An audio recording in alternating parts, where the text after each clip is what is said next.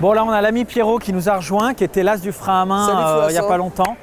Donc, on est sur le stand Merco et on va regarder le QC qui vient d'être annoncé. Donc, venez, je vais quand même vous montrer le QC.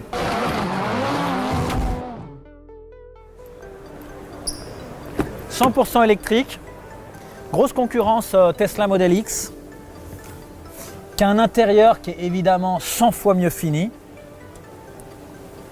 Et je pense que Tesla est mal.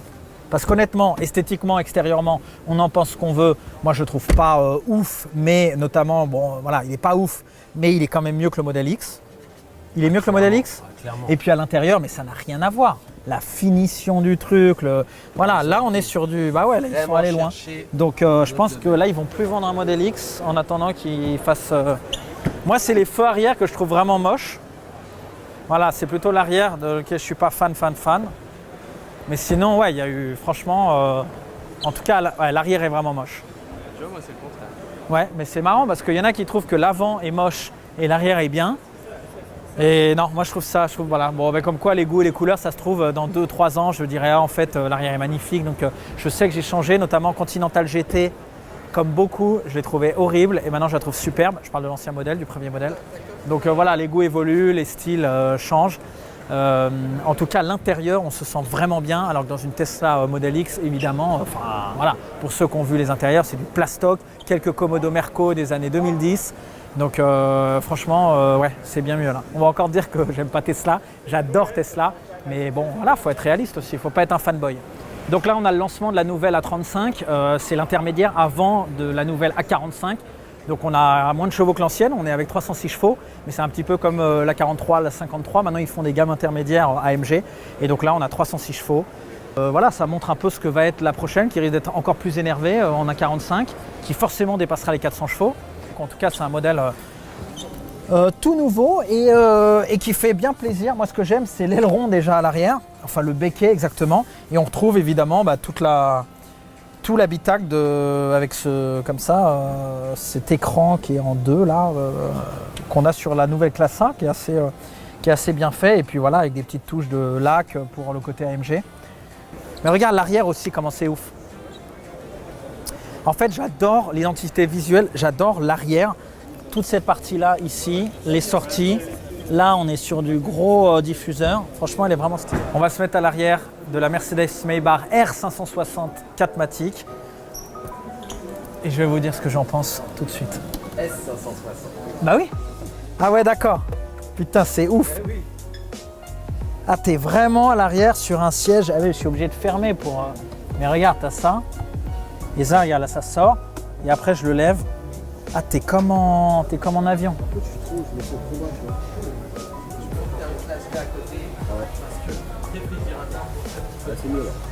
Mec, c'est là où tu vois, quand t'as un chauffeur, t'as ça, mais t'imagines le kiff.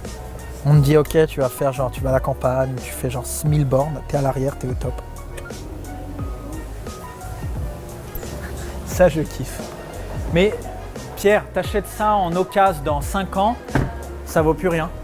T'es quand même mieux que dans un CLA parce que t'as du… Tout est grossier. Tout est grossier. Là, on dirait… Mais regarde-moi ça, on dirait un Renault Trafic. C'est dégueulage, je suis d'accord. Mettre un petit peu de Merco là-dedans.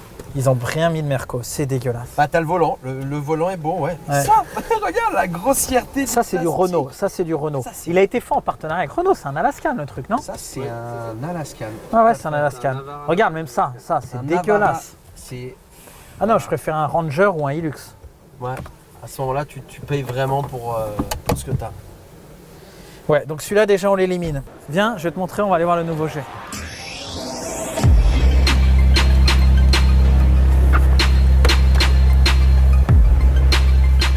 Alors, tu peux pas régler ton siège quand tu as la porte ouverte. Si tu peux, mais je veux dire, c'est pas facile.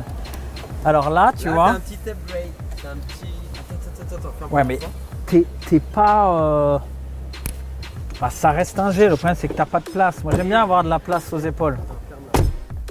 Bon, t'es quand même bien là-dedans, c'est quand même stylé. Et t'as vu un peu la hauteur que t'as au-dessus de la tête? Manuel quand même, pour une voiture à 170 000 €, c'est stylé. Bah, ils n'adressent pas le chauffeur de caravane avec… Mais là t'es pas mal là. Avec ça, t'as toujours le petit style qui va bien. Et les fermetures de porte, t'entends? Ils l'ont retravaillé pour que ça... Écoute. Là, tu as les petites fermetures de porte, comme à l'ancienne, comme l'ancien. Ça, c'est frais. Ça, t'aimes bien ça? Ça, faut que je te dise que je valide. Mais moi, je vais te dire honnêtement, je valide pas. Pourquoi? L'arrière, j'aime pas l'arrière qui tombe, je trouve pas ça ouf, même l'avant, je suis pas... MG GT, t'aimes pas ça?